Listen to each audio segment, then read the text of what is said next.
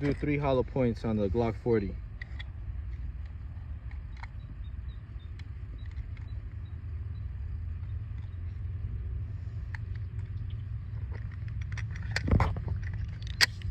Check it out, guys.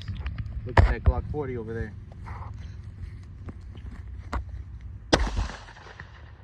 Damn.